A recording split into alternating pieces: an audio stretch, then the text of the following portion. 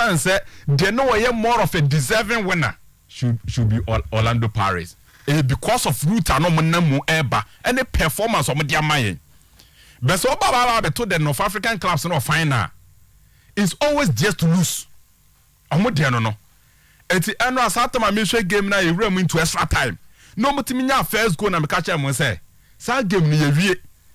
Normally what they do is that so many sa first goal na game no yembo biu. About 30 minutes some the better for my wasted time. And it's also acquire Orlando Pirates for far so many go now. It was an unexpected moment no mutim de share go. You called to the penalties. To the penalties, we all know certain of Africans no only very good when it comes to penalty shootout.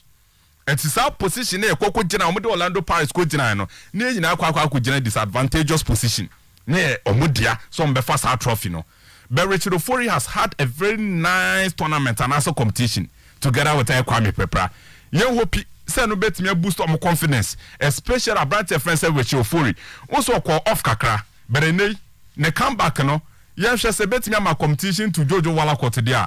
But some believe said Jojo Walakot there was cementing the position as number 1 candidate when it comes to Ghana Blasters goalkeeping department. But I think Richard Ofori so has had a very good tournament. On also bet me about Remdema Ghana Blasters. Okay. Lawyer. Okay. See, what your story about Kylian Mbappe? Now, this is Real Madrid. Minim say in the history of Madrid. Player be stretch omo the way Kylian Mbappe stretch omo ne dia. And minim say if he is the best player, proud to move the potential move to Real Madrid, they bet me akasa Madrid in their history omo in my opinion no. Because Cristiano Ronaldo equal Real Madrid no. Now is so much accomplished that he has seen it all as a footballer. Zidane equal Real Madrid no. Now he has seen it all. Zidane proud to move to Real Madrid. 2 times he was a Ballon d'Or winner. Twice. Yeah. No, just Ballon d'Or 2 occasions. He's won the World Cup. Zidane. He's won the European Championship. Zidane. Proud to move to Real Madrid. You get it?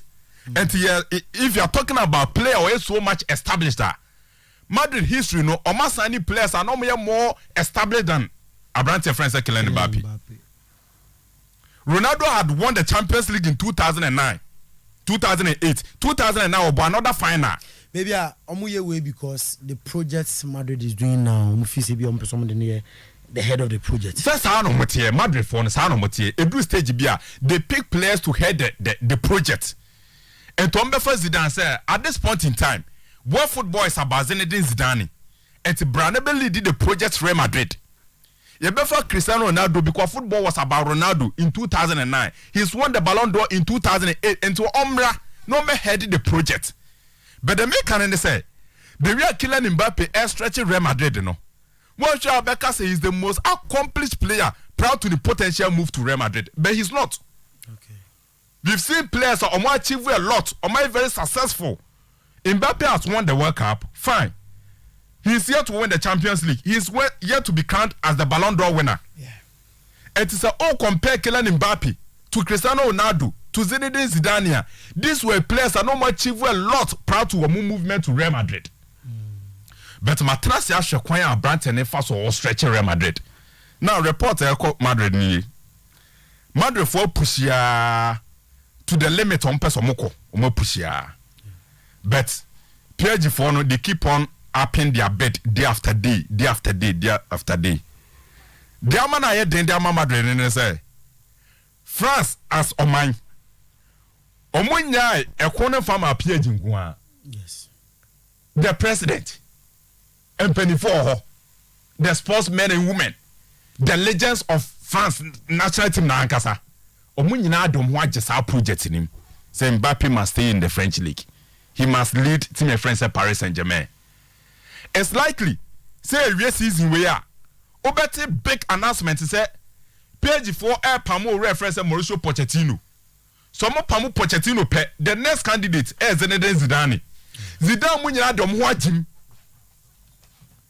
Zidane when omoya icon when it comes to French football no omunyina adom ho agim say Kylian Mbappe must stay e wo team of France at Paris Saint-Germain. Yes, and remember na ma say we agree with Real Madrid, we agree with Paris Saint-Germain. Nti se de ni nyina wa akoda na wo so be taking decision. Se me see aka ma PSG na se me see aka ma Real Madrid. So that is the position the family ni nyina say family they are being smart. They are being smart, almost smartness in and say today they've had agreement with Real Madrid into a PSG now so many agreements and then obey then why then what reason offer no. Okay, Real Madrid na so what wa. Obetia and say yes PSG for ni Mbappe any agreement into so Real Madrid for obey for to play no so reason bed no. So eventually the obenya the ope. It might not be Real Madrid or PSG, but it will be the player and friend say Kylian Mbappe. Or you sue politics be edi nya no ma bia ebia ideally quote me nya sa no ma so be nya sa de there's family Kylian Mbappe no they are being very smart but they make nyina say Madrid ebe pull it out eventually so mo do level bia they can forget about you and me who why Florentino Perez as at this time what me am this guy I stretch your mouth to that level. Me won't play be was stretching Madrid to that level to say the Kylian Mbappe de Madrid for no. Why not chomumu papa? And me so say Florentino Perez e boom he has signed top players. O boom he ideally so I said the era of Messi and Cristiano Ronaldo ebe we ya ye nyina ye twetwe ani a ekokoto Kylian Mbappe so as the next superstar obi lead the world football yes and it's na madefo ne omani abresa no but hey say AC Milan Inter Man City Liverpool of course Italian Serie A na and e beka ho asem kakra because so for Premier League na it's difficult to see shocking results be a bit ama league dynamics na eden asesa Manchester City elbow against Aston Villa and the Liverpool supporters nyina omo hopes ne say they have some characters omo no di dwumada you get it bit say Philippe Coutinho or Bonne Aston Villa omo regard Steven Gerrard as the all-time best among in their history. And Steven Gerrard and the coach of Aston Villa. Coutinho moma baba be share the Regis in Anfield. Monfa sa spirit and enko na monhwe. Se mbetimi anya a score line betimi ama ya Premier League title na every Manchester City nsem. Enti game no mokwa akobo no. Man City transfer wo Etihad. So after the form of Aston Villa. Nobody should have that hopes. And ni kwanse ko binya sa hopes in say Villa betimi akọ City akwa yibibi. Yeah. But omo hope nyana ne say the characters no many Liverpool aye adwuma da no. Gerrard regarded as the all-time best Liverpool history ehu no. Omo for the spirit na enko no mo try so betimi akwa results against Manchester City we had. But the reality is that extremely difficult. The reality is that ebiana hwe ansesa. Mimi hu ni say hwe ensesa. But esesa also of course I've always shown my support to Liverpool because of the African guys in Omo. Yeah. Sadio Mane, Joe Matip, Mo Salah, Naby Keita. I love them. They are African guys in the Champions League. I'm support Omo. But City at Etihad as against Aston Villa. Lawyer, it's always a difficult game. Say Ebia Ombetimi akwa 3 points against Manchester City. They've really prepared for this game. And in the Premier League, in the top one in there, me who say City ebe twaso aje Premiership title no. Every Liverpool nsem. AC Milan, Inter Milan. Roberto Mancini. Enra what they are to say ohuni say AC Milan na better trophy no more than Inter Milan. But on TV nkan de obeje. Say what follow Serie A ni pa. You have to be careful kakra say one analyze Milan for chances of winning the Scudetto. Because of team no more bonne from say Sassuolo no. Omo shada nya de bebrebe. But to be a full Italian league ni bia no mu share big teams are. There is no single mid-table club owning big teams but it is team friends Sassuolo. Okay. No single club this season. Omo she Juve, Omo she Napoli, she Roma. In the Italian Serie A. And Milan air torm. It's a big game for AC Milan. And they are away. The only thing is that momentum seems to be on Milan side. Milan team no momentum on my side.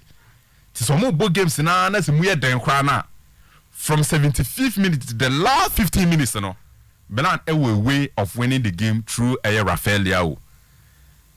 Then Abrante Fence Rebic. Then it drew the den kra na bon se Tio Hernandez at free. And to say push you.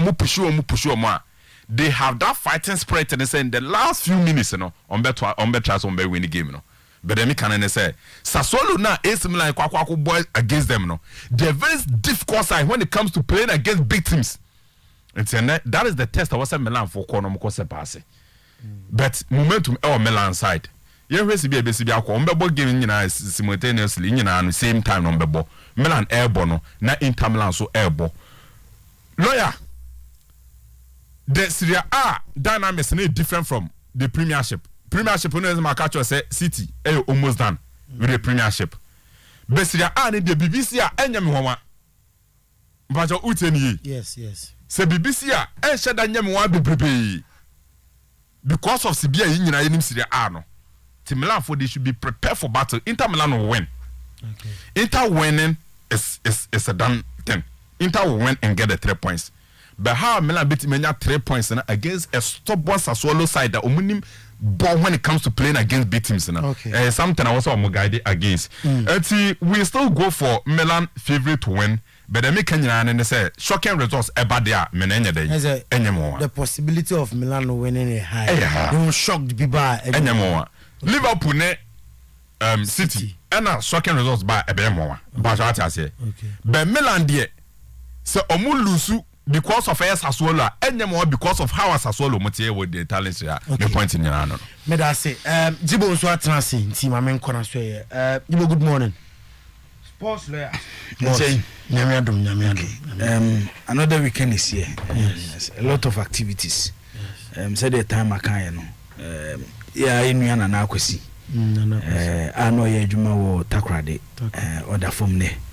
And the great Lord Ziku, or no so papa, name I'm sorry, so at that from there. Nti ye kese yedi ni ebechiro nti weekend ne ye kakra. Okay. Nti ebe hede be. Ma mention say free say. The English Premier League. Boss before I call Premier League, no musa eno ahwe Confederation Cup final ni bi.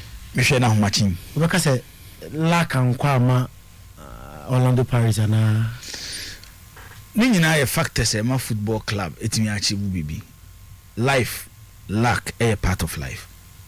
Okay. So what the mention sometimes you need it to achieve something. Until untimi succeeding something at a certain point we need that favor and luck. It was annual money. It's not possible.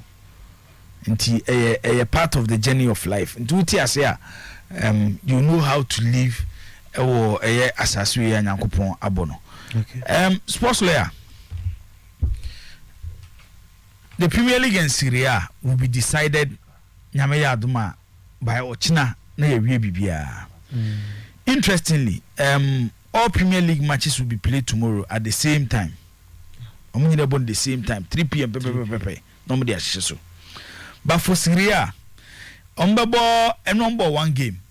Roma kwashe Torino 3-0. And then Genoa ni Bologna, Atalanta ni Empoli, Fiorentina ni Juventus and Lazio and Hellas Verona. Quick one. Already Genoa are relegated from the Italian Serie A. Bologna are safe.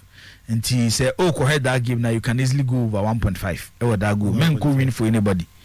Everything possible say by a draw, but everything a 1-1 or 2-2 draw in that game. Atalanta also ball against Empoli. Atalanta slots say quite dicey kakra. So on the channel. To say the last slot for Atalanta, Enra. The last slot for Europa Cup no. So tell me say Roma fa. Anka initially nke 1+1. The winner of the Coppa Italia and the 5th place team in the league. Okay. But the winner of the Coppa Italia, which Inter Milan, automatically qualifies into the Champions League. Okay. It's here the Coppa Italia never ba Serie A so. They say Enra Roma share Empoli no. Torino no. Roma nya Europa Cup spot in say the 2 Rome clubs, Lazio and Roma and nya qualification into the Europa Cup. Aka 1 slot. and that is the Conference League. Fiorentina na occupy that position is the same, and Atlanta as you know, but Atlanta might be lucky because Roma to me really the Conference League, and almost export into the Europa Cup. No, into the Europa Cup. It's a Roma will lose in the slot, no, and will occupy that on the league log. Now between Atlanta and Fiorentina, Bako Abefa. As at this stage, Fiorentina with 59 points. Okay. Atlanta with 59 points. Atlanta airball and against Empoli. The sports lawyer. Meko 3-1 for Atlanta. Okay. Fiorentina and Juventus airball ewo Artemio Franchi in Florence. Juve season is already concluded. And also mu game on against Lazio. It tells you baby your mindset was see. So to them janasi. Enti Mamema Fiorentina slim victory that 1-0 or 2-1 ewo that game. Fiorentina win. Yes, ewo Artemio Franchi. Lazio ene Hellas Verona su game number bono. Sports lawyer. Remember Mauricio Sarri side no so a slim victory. 1-0 be a possible ewo that game in him. Enti games everybody the Italian Serie A no, and then no, this is what I can say about it. Then to watch now the Premier League. Concentration was raw. But there is a story around when they benya the 4th position in Premier League, you know. Maybe say me can say me sports lawyer. Now, but the 4th position never come as me. Okay. Currently Tottenham ewo 68 points 4th. Arsenal ewo 66 5th. Okay. For the past 2 days, I follow Tottenham club no and how Antonio Conte and the side prepare for this game. Now there is a lot of stories surrounding a game. Even though Norwich already they are relegated, Norwich a free league no more. But there be as teams no ya no person muja message ansa no mako na da achinya kai omo nti no matter position no moda there be na difficult to play against them because ya na we a team now so eda soro now person onya bibia you always have that fear say a smaller club can shock you. Okay. For the past 2 days you see I can in training Emma Tottenham Hotspur but I want to say Onyesho say Hurricane can afford to mix a China game there basso against Norwich. No. If there is a coach, I will pass it through this moment pain. As what me cycling the players here, and you coach your friend Antonio Conte. Let me give you this story. 1999-2000 season, Yemcha Yeninko Yachikaka, Nyangoshe the Italian Serie A. Na Lazio and Juve. And they're competing for the Serie A title. The title was decided on the last day. Title, no, you decided on the last day. If I'm right, Lazio go against Siena, and the Juve go against Perugia. Okay.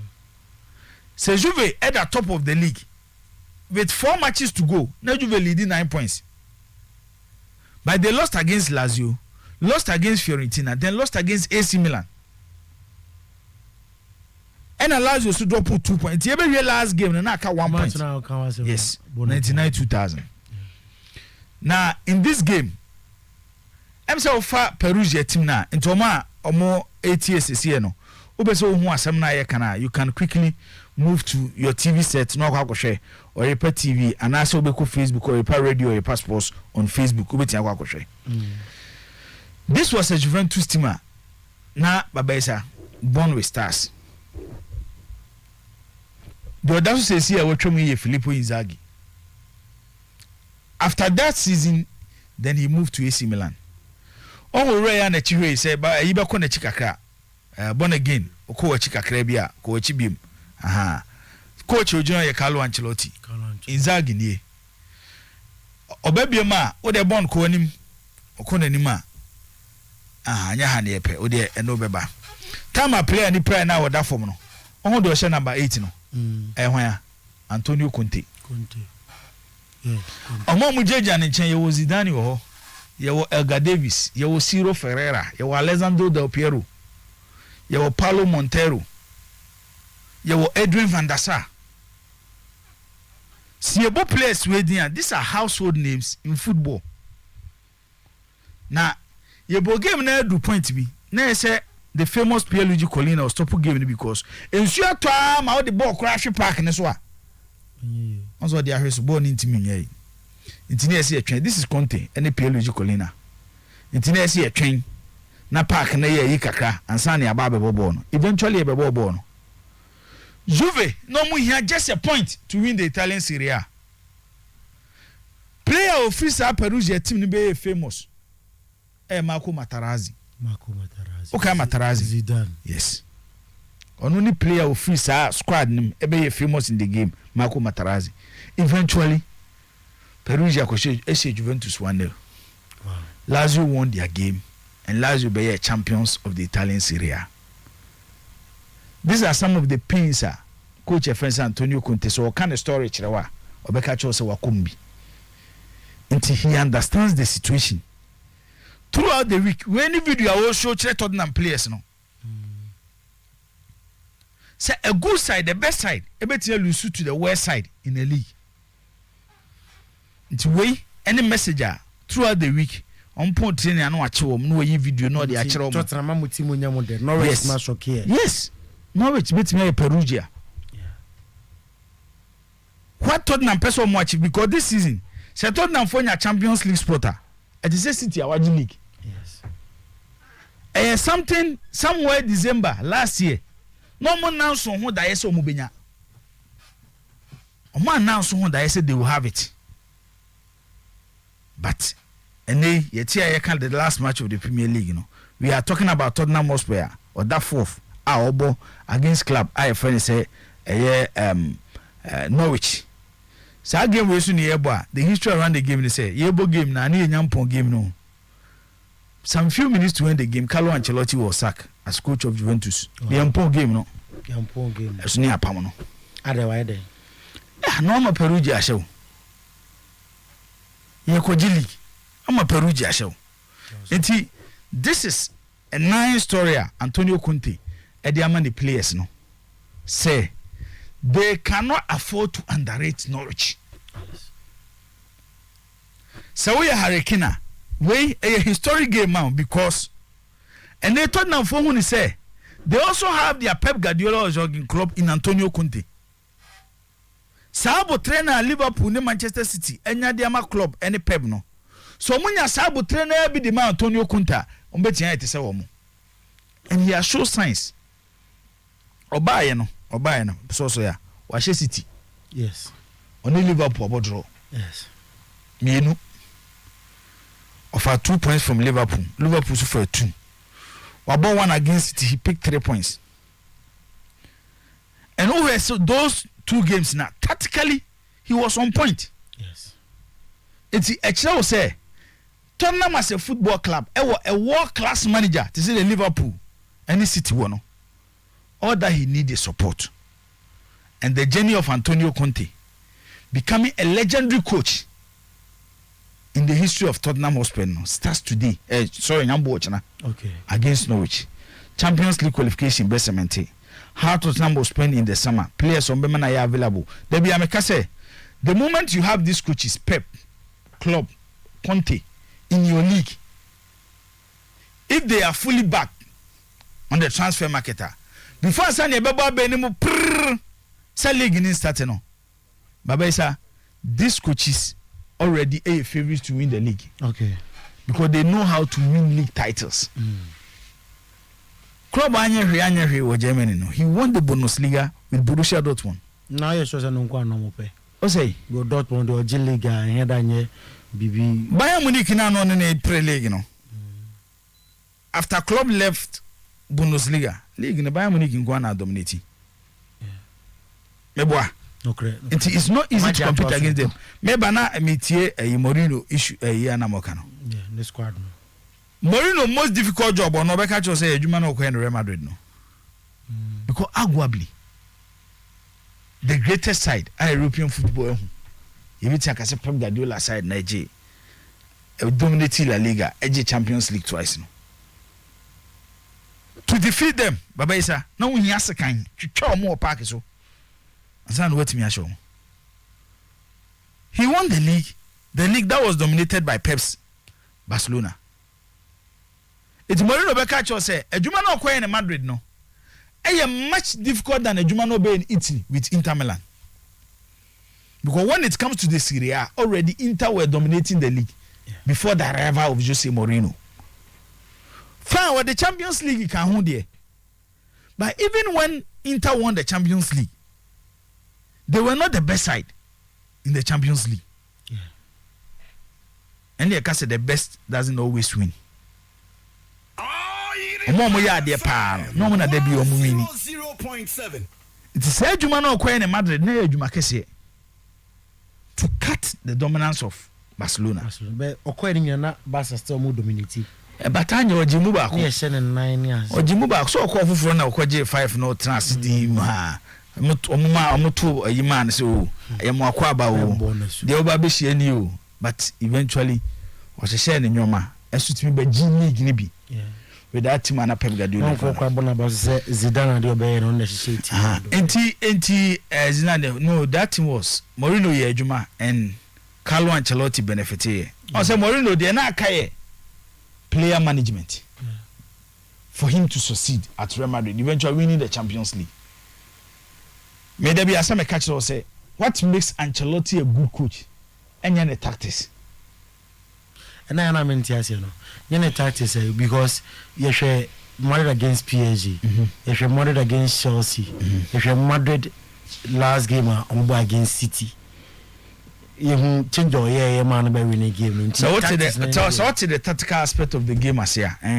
What's the tactical aspect of the game as here? Sports lawyer. For Madrid Nature's women away.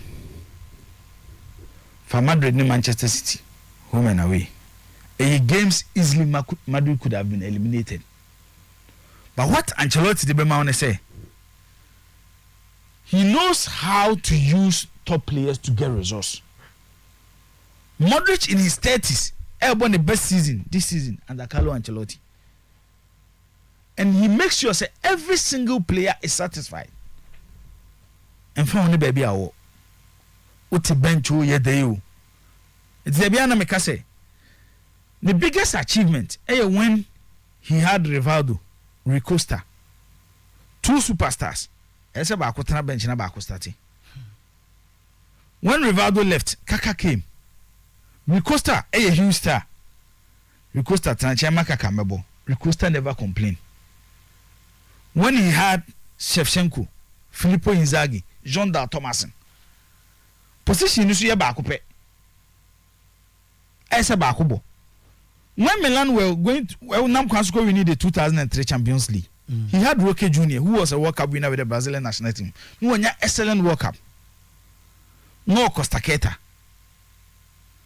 Costa Queta was established defender, but to convince Costa Queta to tell him so, Mr. Wa, and then the Mamadini ne next time more 4 and 5. Na memfa kaka Kalazi and I say you nkoja left back. Na se player na tias ya. Say Juma na so bu coach na baso. Okay. So what the mention say? Enti sports layer we watch Conte against Norwich. Nyame ya adom ochina. And from what I see, it will be a close game because what I know about Conte is the more teams sit deep. So more defending. I have no unya space to attack them. Enti me game in the sports layer let's work around 2-1 be another 3-1 e that game no today for Tottenham Hotspur for City ne Aston Villa ne there City will do a good job na me adom ochina and adwuma na omo be no they will score more than 2 goals in the sports layer. Let's look around 4-1 for City in that game Omane Aston Villa Ebobona, and eventually that game will give them the Premier League title. Liverpool will win against Wolves. Say Liverpool against Wolves. Yes, Liverpool will win against Wolves and start preparing for their Champions League game on 28th, which Nena watch on against Real Madrid. Moving on quickly into the Italian Serie A. An excellent season. Season, no. Sports layer. Only 3 clubs and I know deserve so much me winning the Serie A. 3 clubs no Napoli, Inter and AC Milan. because from the first week of the Serie A, ebepim last week ebebo ne chena no. So we ye chen last week ni frima. 3 clubs at a certain point will be an opportunity to occupy the top spot.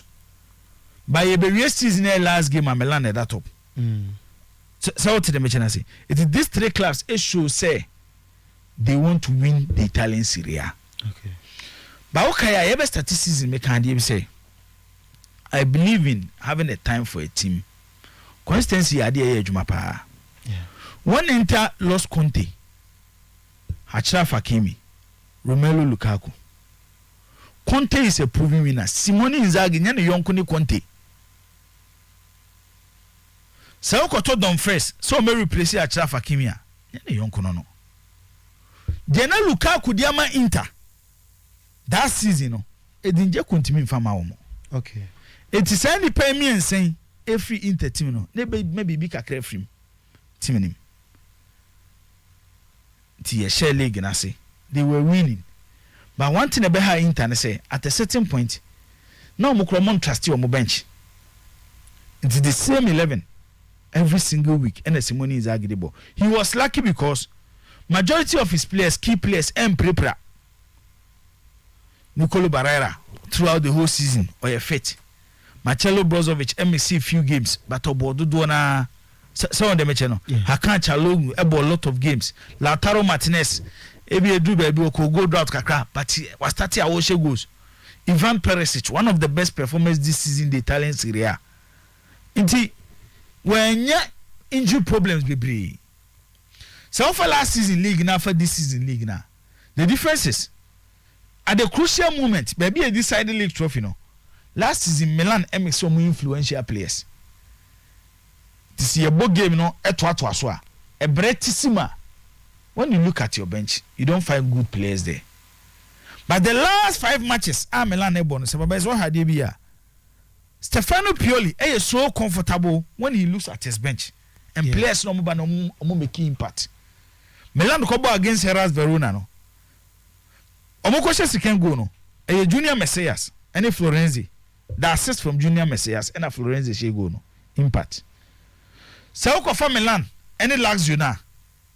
A cross from Rebic to Zlatan Ibrahimovic, then connected by Sandro Tonali into the net.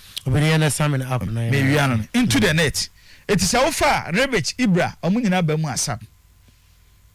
So far Milan and Atlanta no more and sayana. Babesa. Sa assist.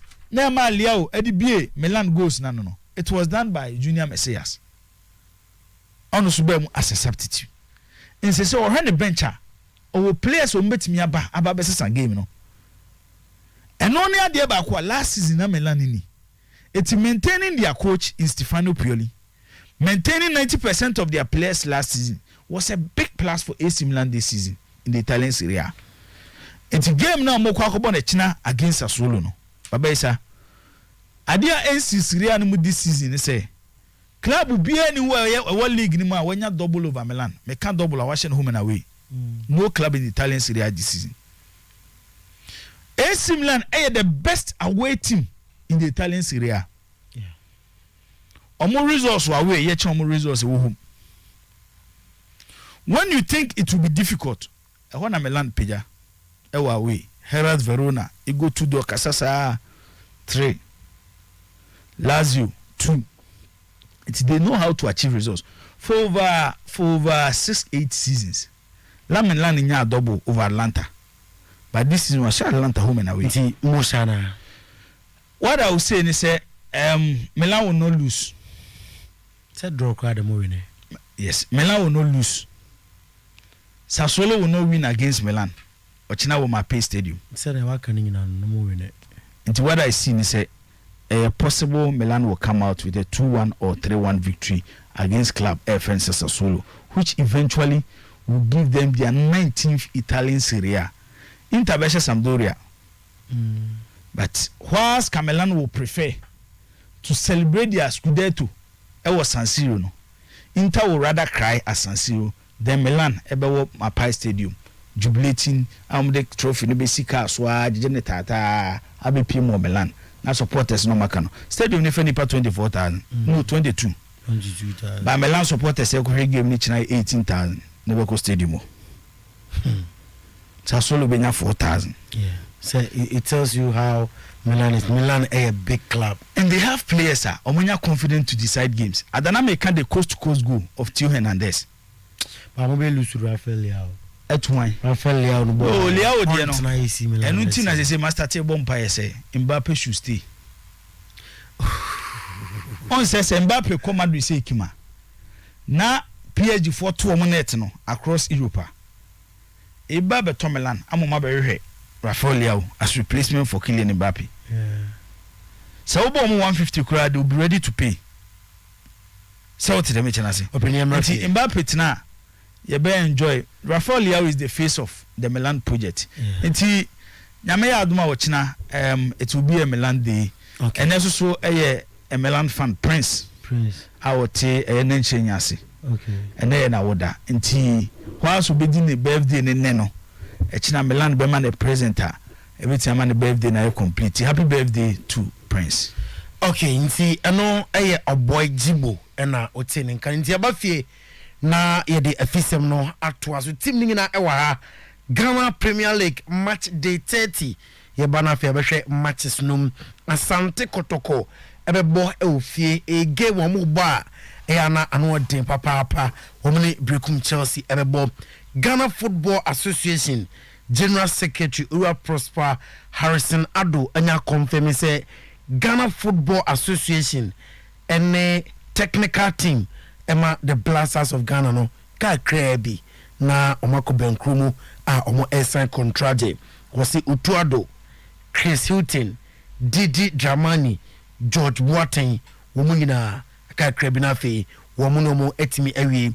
Meanwhile Utuado, it is expected say on the 2023 AFCON qualified games yɛbɔ squad no ɛbɛba abɔnten ɛno na ɔkɔ FC Catania ɛne Victorio Gomares aso ya ɔma confirm say Dauda Muhammad ɛna Abdul Mumin ɔmo nyina anya collab into the national team. Enra Richard Ofori ɛne Kwame Pepra ɛntimi anwene Confederation Cup no ɔbɔ Jibu ɛwɔ ha Seriki ɛwɔ ha ɛna Mr. Hayewa enso ɛwɔ ha yɛbɛkɔ Seriki hɔ na afei Ghana Premier League match day 30 yɛahwehwɛ na afei sei ɛna matches no ɛsitie ɛnɛ Great Olympics ɛne Mediama ɛbɛbɔ ɛwɔ Accra Sports Stadium.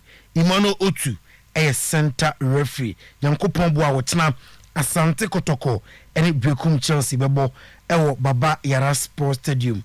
Adari Latif ɛyɛ center referee.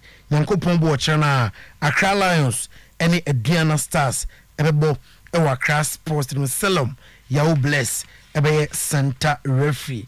Nyankopɔn bo a Elmina Sharks ɛbɛtena fi wɔkyena ɛwɔ Indium Stadium na wɔn ɛne Ashanti Gold ɛde abɔso sanso ɛna Kayola United wɔkyena ɔmo Kimfaisa ɛbɛbɔ ɛwɔ Camp Park. Ali Musa ɛyɛ center referee.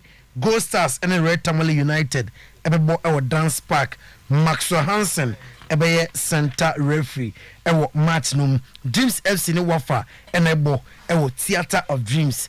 Franklin Akumate ɛyɛ center referee. Bechem United ɛne Legon Cities ɛbɛbɔ ɛwɔ Nana Fosu Jiabo Park. Rastum Senogbe Gamale ɛyɛ center referee na Ejoada 11 Wonders ɛne Accra House of Folk ɛde abo ɛni. Mr. Hayewa Bafo ɛwɔ ha mame ɛnhyɛaseɛ ɛmfi na so ɛyɛ ensem no eguo Ghana Premier League match day 30 General Secretary Ura Prosper Harrisonado FA General Secretary say enche bia no Otuado Christian team omo ebe confirm yo as managers for the Blasters. It is expected say AFCON qualifier squad no enche beba bontinti say wa ensem no yenti me da say mefa efi this hands na ba be interestingly no we say Ashgold Echo Shafts Ashgold Echo Shafts na the because of issues around Ashgold ama omni shaft game no amanfo ni afiase Sharks Omoko Indum nomine Emina Sharks akobo. Yeah. Yes. Say no na making. Amama for any if you say di actually. And Sharks now there ka say relegation dem say dem say omako area anesa. It's not entirely about resource as in area the Sharks but among for any game na chi dey bit me PFU game no and no man be. And I can also tell you say a lot of people from Obuasi be come match, you know. As good supporters, yeah. As good supporters they come on beko. O say for some time now we get team no match champion no mun dey chiri. But this time around no person say they want to show their presence. Enti on beko e be on behind bars be dia akwa di team de chi akwa hwe say no beko. Now say obi anim say Monday as good person we supporters and person press conference.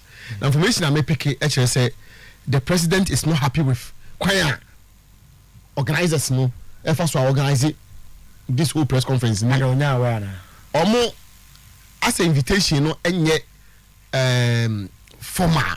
Let me put it that way.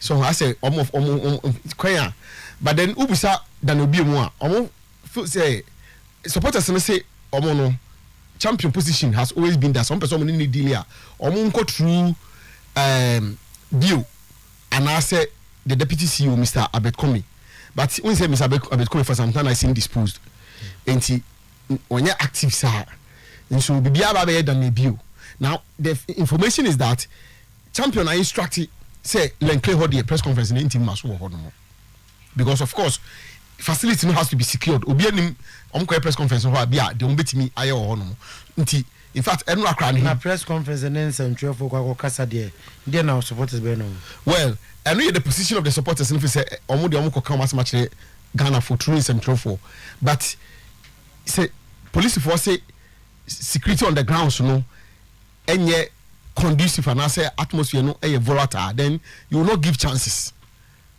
You will not give chances because you don't even know if you decide to hijack it and I will take you over stadium. No, maybe I put it lock under locks and keys and this to avoid any way beyond.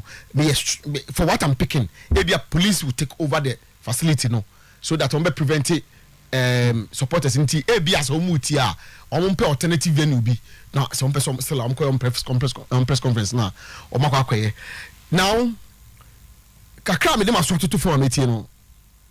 Lawyer, make my culture say press conference no any day supporters ni be no champion ebe won be 30% be about 70 to 80% of omo concern and as omo issues ni nyina no ebe cut straight to Anglo Gold and omo catch Anglo Gold say omo corporate social responsibility to the people of Adanseman. And that they cannot operate on their land and renege on that responsibility no.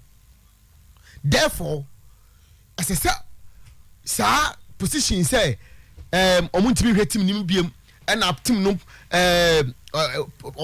investor bi na emeye no that policy no should change immediately. Na club ye twese ye code division 2 na ye be free situation no adan ye ndwen club no for now na ye dwen there say man mo fa club no mo bi ho asem baba the supporters are not looking at anything division 2 almost team no Anglo Gold for the investor no let team be a premiership team and they want their team as a premiership team. The team must maintain its premiership status. I don't know Poland's on fighting one after the other. Anglo Gold for within the week supporters in take position. We almost say champion and fighting the case as Yabani the president as the president of Kraba Yabani no. Now as God as an entity so I'm fighting entity whom free sir ban now on no. And so that is what they are telling Anglo Gold. Say make sure the team maintain its status as a premiership club. And one of the demands are Monday ebeba abontin for what I'm hearing and as I'm picking on the grounds no. One of the demands are and then two that Anglo Gold must take over the management or the running of the club because once this car na come the team no akọ home na somebody team no Anglo Gold yearly expenditure kakra bi enti the policy kra na ba say Anglo Gold as an entity ntimi hwe as Gold Football Club no kra no enye the right policy and that we reverse it. Now moving forward no and as a henceforth Anglo Gold and sign for as Gold Emohoka now and come back to the system no more operating now. They appoint a CEO, appoint a management team, and then omo team no and obekaya then time no the CEO of Anglo Gold as Gold now occupy a position as a senior officer at Anglo Gold company nim. And I said that is how sir ranking no na omo this any pakro no at 20. The moment you become the CEO of as Gold no, well ranking no do and a senior officer of Anglo Gold company in terms of salary and remunerations na that no now also enjoy sir adeni they want that back for the club enti omo target pa as it stands now no and said that any champion be sir because omo will say omo they cannot deal with champion obekaya omo kona na dance hin ho no mo na dance hin catch omo say champion has refused to deal with them.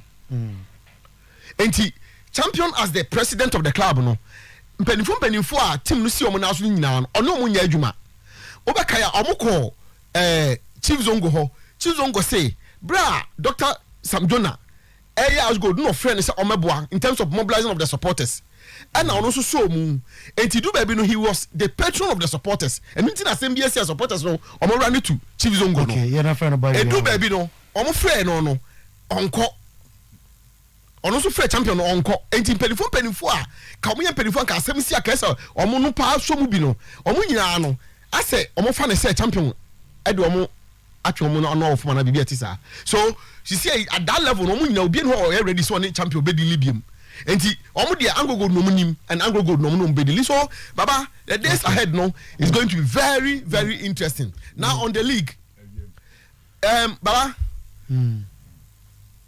after nana ya kotokosi okasa particularly enra ena menya abotire steady normal ena me afa me decide say me call on the grounds na makotietie normal I don't know say ejibo say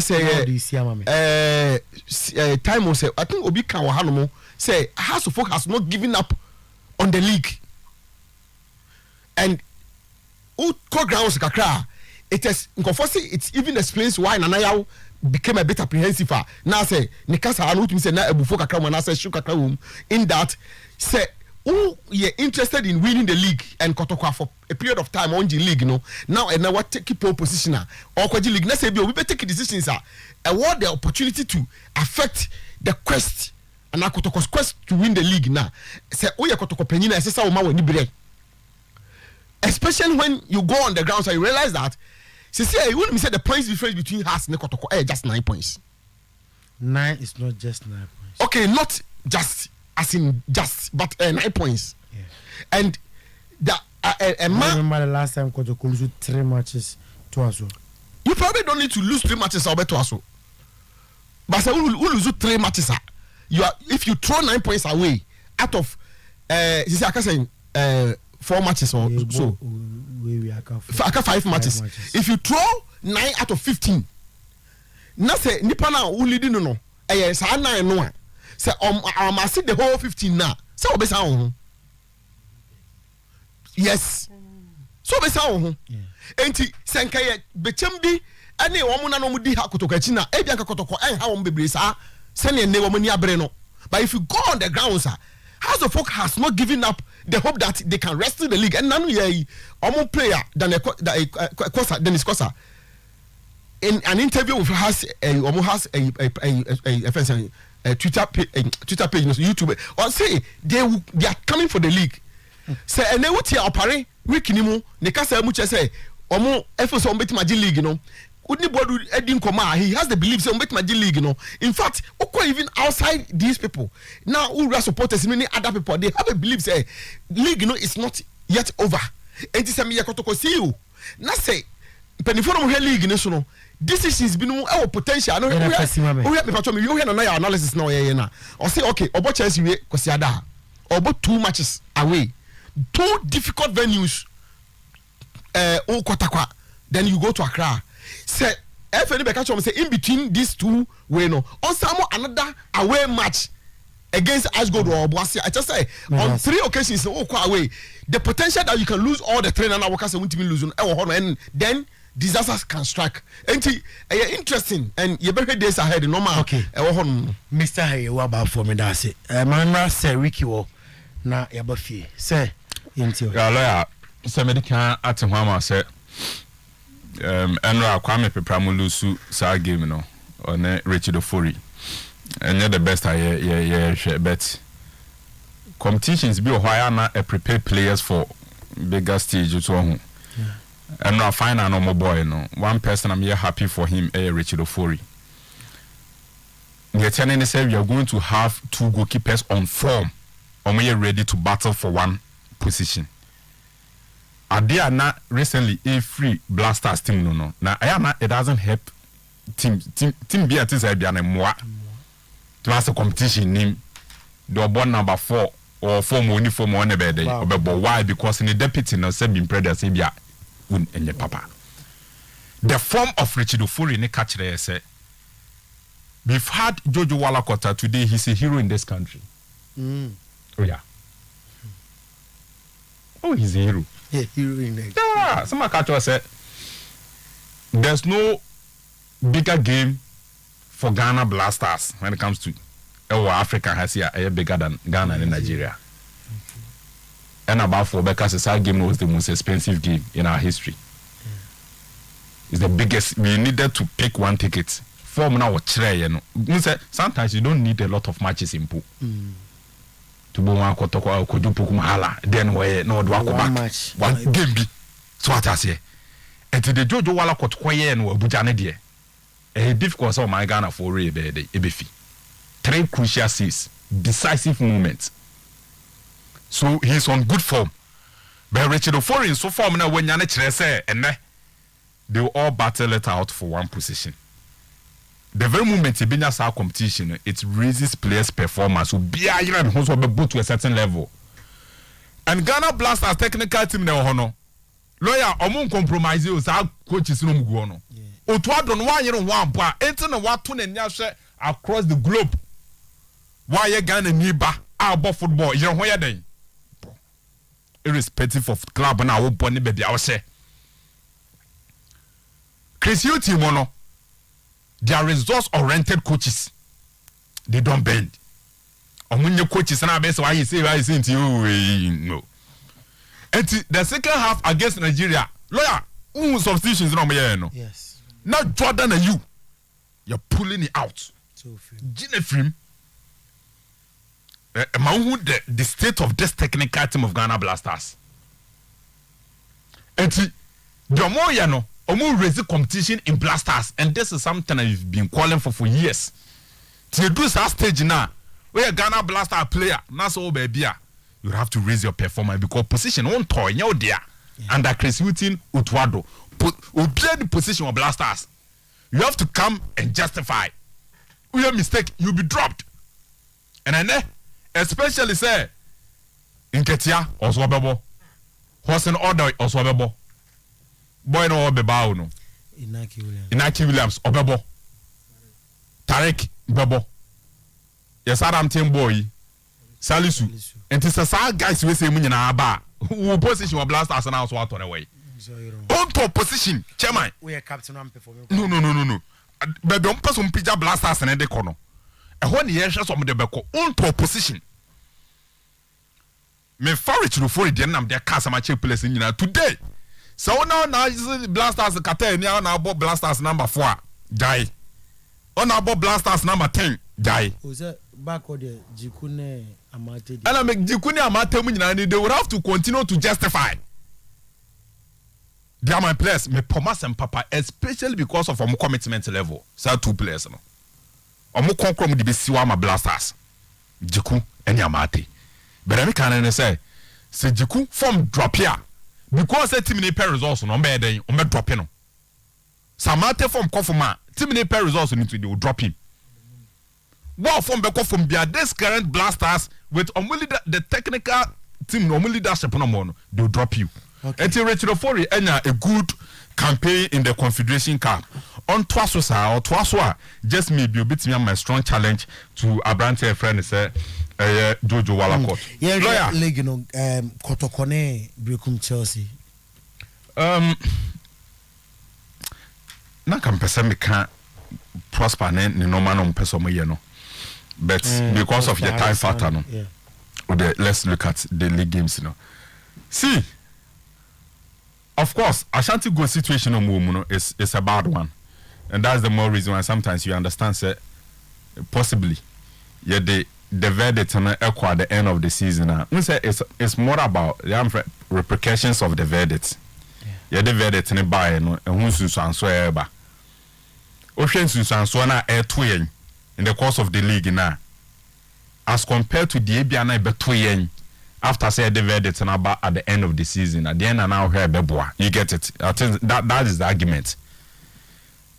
Time I'll be releasing verdict in the Biano, Edison so bedding, ebeba. But imudia hina ye berabo ye bit me bear between time na ye bo league no and the ya bo league na every the verdict na ban. Until one jina. The argument is that over Ashanti Gouda, their state of mind at the moment, see they be competitive games. And then they are also need to know all the players at Ashgood, you know. Some players are football credibility crown eden ekofom. Football credibility say this player is a credible player, this coach is a credible coach, this president is a credible president. Good enough for football matches. Until yeah, someone's good. Imagine pitches so no ball. What's the state of our situation? Beer credibility our as good is at stake now. And yes, sir, it's a first place no state of mind.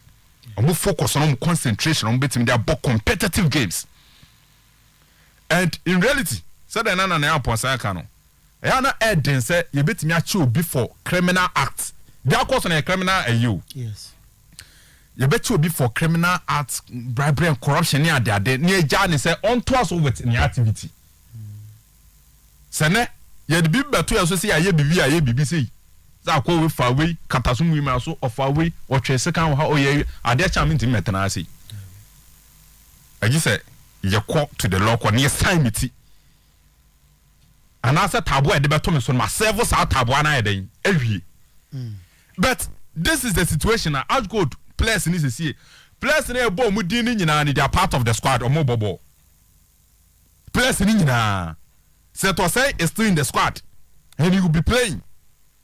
And nothing and here say the best timing as compared to Wese, you know, at the end of the season, but this is the situation. Young here, or more money cost our games in who you na almost be and shall be this our games in the business. We are 20 the level now you be who know and can the best for us. Kotoko ball against Brekum Chelsea. Brekum Chelsea for Nankasa no more start here now sometimes because they have some players at some point in time bit me GD their mom say they should be able to play.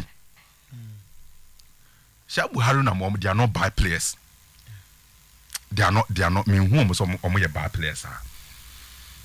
But they've never had a consistent campaign. We time Mkobo Champions League in free war. This is in Guada my in your cry. And your cry. And Kumasi Asante Kotoko Bo Baba Ara Sports Stadium. If you want to crown the league, it should be one of the games. You get it? Yeah. It should one of the games. Nembum Enra. News in a free Adakwaja Acheampong, you know. Good news. And yet the bad news for Kumasi Asante Kotoko. Because Jidi said he's been a revelation. He's been one of the most versatile players in our league. Yes. Sheriff Mohammed. And Kotoko players on multi bench. Munye boni bimo. No more soon say no more cause problems the man coach. Sheriff, anyhow. Bono free a yiba no, Karela buy no. So me for that no. Keke mo. Omishim no more me tribe. Okay. So what I say, but I still think say Kotoko momentum na on betimi denya 3 points against Brekum Chelsea. House of Folk elbow against 11 Wonders. House of Folk so a very a good run. Unsa na meka midweek no. House of Folk issue na this point in time. Satama mo kwakwa last game. Na issue ba say they have health issues with respect to players and technical team members. Also momentum. They want to maintain the momentum. To be a house of focus on no 11 wonders per resource no for survivor. More per resource no for survivor. The house of focus so person more because minimum they see a league in him. Tomoso person pick 3 points and aqua. But I think it's one game I say a drawn game bummer and shed because of 11 wonders or more agency to stay in the Ghana Premier League. But I say Seriki Jibo sports lawyer. As a tanopaya tier the minim say BBS san but BTS here what I know is say let na kotoko chode ma FNO respond to Asante Kotoko. Okay. Nti said they are not ready to engage with Kumasi Asante Kotoko, which will keep on giving supporters and followers of Asante Kotoko doubts about the current affair. I think say at least they have to respond. As all more respond though. Yeah. Na say ebi am request na mo de ba na yensa som yedamase ba ne ye ba bia yigina e be yedin said the more request na yebetimi ayama mo ititi na to atwa. What is Shaif Muhammad Nansen so out from this? Yeah 2 days ago it near that Saturday, that was on Thursday, and I will pray with training ground. So yeah, he prayed in a off. Yeah, we say go so much in POP saying he's out of the season. Okay. And I don't know. I think the General Secretary of the FA should respond to the letter. Who say yes, sir? I do not see a man foot in the Yifrim. Yes. But we budina kwanu tum na oti wo so nka hwe. Na da bia no, uma amanfo de nsem hihye omutirim. Okay. Asante Kotoko brekum Chelsea. Any other matters? As good beko Elimina. Akobo against Sharks.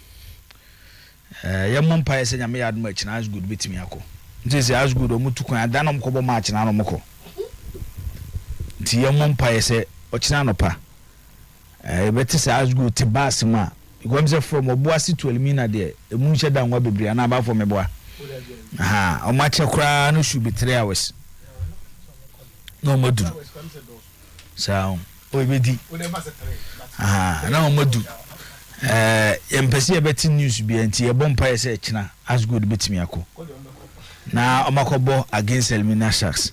By the funny aspect of the game ne say Sharks no kodada and omu coach omuko fan so me save omu my good friend come na misa onu so the team no mate say okunso atrema but on frame nkan kire me ne manager so ne mi o so no ma wi okura o say eso ma wi okura Sharks no na ye Bibia me wombi. And you to remind audience. Why so you me say ija o say yes ija ho pa. So you me di no kan kire mi o say you me hu ade mi sa pese o kire. O frɛ mi sa so de twen na me ba me fro sisi e. Coach Emisa. Ka me no mi enu de. O betinka. Oh, asemo. Eti the current state of these two clubs no. Game ne some way bi. So what tell me say my game ne come see bisa no game ne so ye enu bi na ye mu bi ka say na nka be ye pa senka this good decision from there from between ama season na ba na wie sa asem na the CEO of Kumasi Asante Kotoko na Acheampong sa ko rezi no ba ko ni game na be ko so kina no say as go players ne hwe so muni kama for ye twen fine opportunity china game no 24 months 30 months yet fie bedidi de betimi am ya survive ne bi o su say match o betimi da business ana na say ya jetum say based on the ruling ya jetum say match fixing course of Ghana league and I establish it based on the ruling of the discipline committee. Did they name one beam? And the one ebesi beam ne the when it comes to match fixing. And the one the so what did the mention say? It's Sanyoma way na baba and may move near about timing. This is in the yo me makase. Say as God crack appeal. Near taking decision now. Even the steps alone to find solutions to match fixing. FAA under Ketukreku. etimi take a step no eno nko a big credit to them ekwa appeal kra na yeten na o ma take a step because idea in our local league yenten but no so nkyere say horse ade na wo ye ne ye good ntini baby up bia na ade aba baba say the make no what the make na say you enye se watare fa program bia na ye se watare fa de kwa ase eno ne baby e ha me no say the interest of our league ni mu no ene baby anka say amanfo do omani behwe no age agu ntichina yemu bi ebekwa akofe ye nini akohwe sharks ene as good game no me hear start time for them zen kan games no be in kan abekose sagi abekose hey baba isa Edin but ode yanko be yenye ne say win will game no be difficult. You are in a game no be very difficult because so we enyoma makeka nyina na how these two teams will be motivated to play the game a key factor. How these two teams will be motivated to play the game a key factor. And don't be surprised. I'd go baby ni on base 2-1. Sharks baby no base 2-1. Okay. Finally, Asante Kotoko breakum Chelsea. Kotoko ni Chelsea game no. Based on recent results, Asante Kotoko nya Baba Yara Sports Stadium no. Emma game ni ye hunkaka. Teams ni bi omutimi cause surprise e Baba Yara recently against Kotoko no. Nanka nye aduana. Nanka nye Legon Cities. Ye ka say teams ni bia nanka ye team offense breakum Chelsea. But this season, omukwa one of the worst away record in the league. Yeah. Teams no omukwa away omunya ade no, omuka wo bi. Se Kotoko person omudo omunansi because me hwe Legon Cities any bechem game na. Se Legon Cities ni bechem na bebo bechem. Nyambo ochina. Yes. A game I don't see bechem winning. Me hu bechem so mo be hwe Legon Cities china e wo bechem. The best bechem benya against Legon Cities china a draw. If there will be a win based on the man who Legon Cities recently no and I'm the kasa game no. Oma pick your form the last stage of the season. So yes. And you could clearly see say minim say trophy BC baby near so monko jiu because they don't stand a chance of winning the league.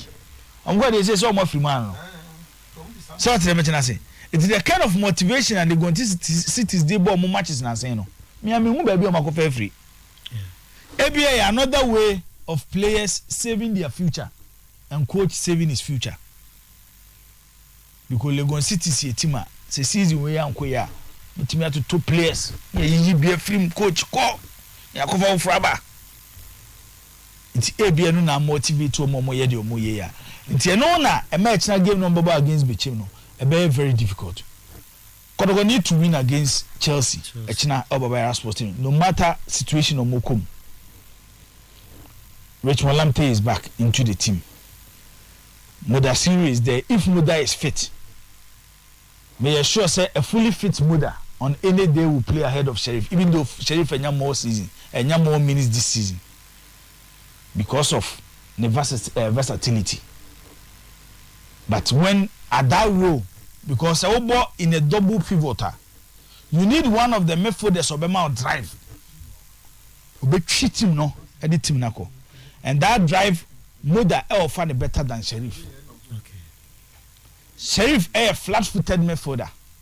He doesn't add drive to his game. And to Sheriff you say, Obo Sheriff, Obo Agadasa. Then you play more attacking players. Because defensively, so Sheriff or Agadas as your double pivoter, they give the defense stability. Because Muntimi offer a lot when you are attacking. But Moda do to me the side enema. Stage na ya duru no no. Kotoko here the attacking machine working. They need to score a lot of goals. Because goals and they did win beba. Enti against Brekum Chelsea team and on say na search games no. But moto mo ba view. And when I can make us see and say when former players are system ni person mo to mo kran say ebia they are old omo need the legs to play top level football again sa games mi bi eno person na mo send message de kire wi ase nyina say yenye emro ntichina akwesimoto Jackson Owusu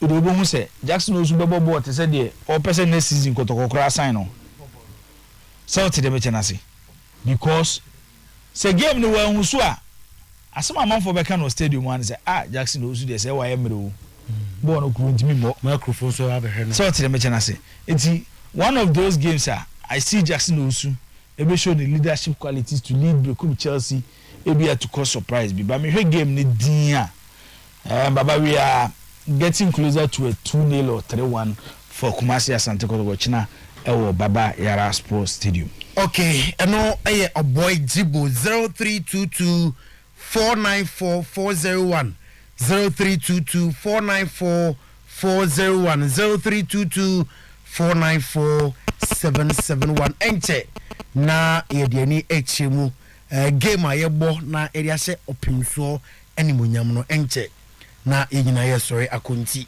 ya peke mo course na afia ya homboa na yakopiem ewo. Good morning. Yes sir. Enche udi. Nyame adom. Wode wa ba se waje nya Robert. Am ka se fi ko chukra ta imbo cha tu. De china no pena chama me no de. Ya kwa di o pa kere so ya twemo. Ya twa ye pesa mabana bo ba ba di kapna bibia tu ya ko ya me.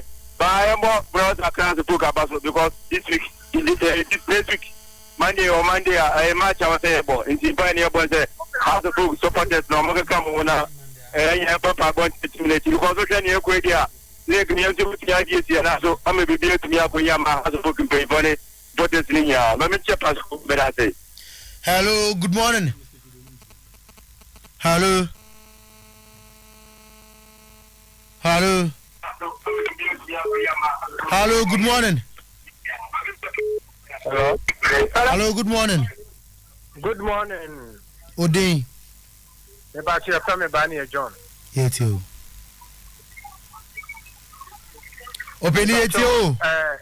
I'm say, it's your company for say, how many places in Kasana, intimation match because in here match will ramp. Now, about you, many do give a year and I would, you know, or you must name moment. Mom, Chelsea, near my course, and I remember so near my course. The winning our master. Good morning. And come for another Mefis another Simbia. Let's be covered for Nima or yet for the top and then kind of breath. So, one get the idea to Ukuma up in the back. Woman was very covered to enter the event not to show at any time. Or be able not to stop. What the Timon, the Ukuma Puma up in the back. And so do I get it at the covered over yet, I kept for 2 minutes here. Papa, I'm here to kind of breath. Oh, yeah, wow. Because some cover for the Timon, I get him kicked to be a 7 cover. Papa, I come back for you. They are dumb, and they have some, and the 7 cover at Timon, the Ukuma up in the back. Let's have a Kumu, and young thing, Emma, what to pay some young. I was here to say, good morning. Hello, good morning. Yes, you didn't hear Casafi. Let me recap me say. Oh, be answer of time. And then I say, I'm not for the status and let the phone almost productive. Now, as good fast about to normal kind.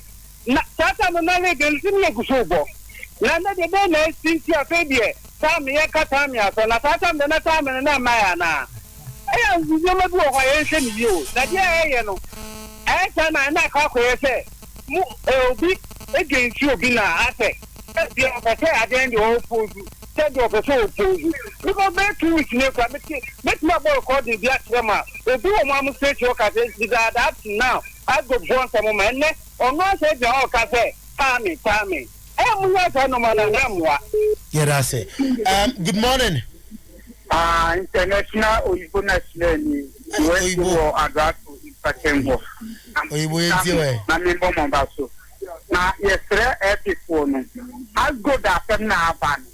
A woman living, young living, na ya ye ka asem ni nyina ewie na ya mo be ko relegate na tete ya mo be ka say Agod be ko division 2 obi tu wo a league na e bo no o ni na relegate wo na mo ka ta asem no no so abeka ni na sunte Agod ko division 2 na ya be bo league ni wie no ma ko ma te no ma ka de ka premier no mo a na ya ko ni say ya pe ni fo no bi wo a e so mo ni asana league ni be pa na aka ko na ya tra ha so ko pe ni fo se e ti e pa ni e die o contact le wo a mo ya no mo ni nka enye se next year start to play ta no mo ba na fa but for me jack here do just and over na me face Oy boy da say good morning.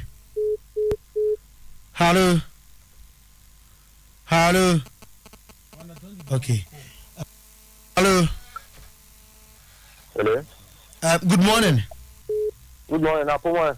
Nyame adom yeti o. Yes, I'm na boache. Me ka se free adakoja achi. Okay. Na me tia obojibu. Se afi de ye ni nipa ye ni betumi ajepa because you mean say afi Milan ye beji league no. Na kotokon so atini aje league no. Na me tia ko ya se yambo o tina obia fa na support mra. Me na boache tia me so meba no rest and wa mekom ho. Any state no any employee ko no mo sa amekom ho no. Tia obia mbo obia ba na me ko na me tia na after ebo something ha bi. Adakoja achi he. Hello, good morning. Hello, good morning. Okay. Good morning. Good morning. Open yenti o ma oneso ame. Kufu dia severe church meeting. Okay. Se ko se wo mo na se de nyame admo no betumi awo ni amaye. Ni kuma me ntia na asante so aba na bega fo nyina na me da was. Okay. Young fancy mreninti Jibo see yeko Lebanon club AstroTurf the way the culture center wa na yeko games ne start nti yeko na yako akobo ni akoji aba yenko bo nko yeko bo akoji aba no we see again beba bo final no na wa akoba qualify na wafana so bi na ye bibi mo bi bo final yes. Now, you I see a co World Cup. If you have to say a World Cup qualified, if you mark a Naki Williams or any Tarek Lam to Mogas on Bob Blaster. Send to the Bimus argument, argument day. Pele, Ronaldo, Messi, Maradona, Ubana Stevens about 2 goals. Stevens and funeral. Say, Ubana Stevens about 2 goals. Tell me, yeah, they're changing final. No, we about 2 goals in a film. And I'm saying, yeah, they're changing. I'm a boy, Jano. So tell me, I say, see a blaster boy. Although we are dear Pao, who order 2 no boy. But I said, I so done. But Taril Glante Bar. Or the Boca, Tarek Bar, or the Boca bench. There's a woman, no, eh? Inaki Williams, what you mean? In Nigeria, we give you Inaki Williams, or you two of a blaster. Omombo left wing in our bench. Callum was no doy, or you two Momombo right bench. That's it. Sir. Yes, and oversee quite. Oh, definitely, yeah. It's a Macase. Open so game there, Aquina, so home, and they Aquina said, yes, I'm running Mububi. Normally on our courses and come and participate to see a friend, I be quackable, and see you will be there. A good brother, on Cradiano friend father, Bambidem is a Minion. A product of University of Kilkos do this yanena when yan hokeni abranti a friend is a Michael a friend guy G guy brema fie pa but where the nebeko so ewo Promising Star Hotel or brema UGC and a wedding nebeko so Michael and Linda a guy pa but ni dina kasa the guy G guy.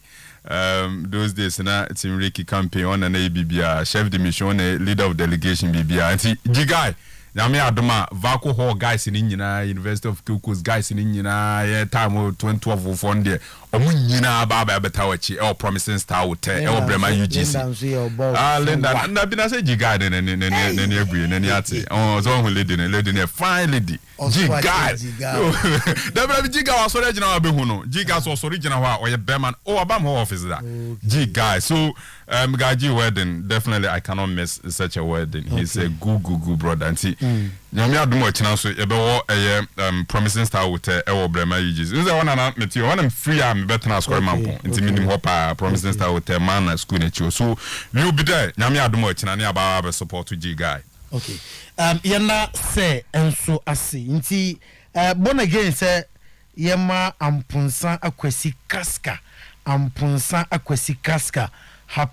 happy birthday we from born again to ampunsa akwasi kaska ma happy birthday you so na anope this is our own let's cherish our AC boss player ena ehyaase ena mdwumadi bia na okwakudinti ojamu emaya yetena mu ema no oti Ricky enka Mr. Hayi ewa bafo Sejibo Zakito siasia ena fe team na onyina bai ebeboy emodwumadi no kanko etimi ekoi nanko pombo adwoada ebesia na dia kenyina no yede atwaso pasida ema producers no same born again and Stevenson enso and Ricky no mbobo ansem no a yede ebre wo Clementine the darling boy umina ede wonim die etai dwumadi na chi sports player ni yan sorry su nanko pombo a eda dwoada ebesia ono otwe so a eya na ye homma asem yes sorry on hwe so kopem se ye hombia emase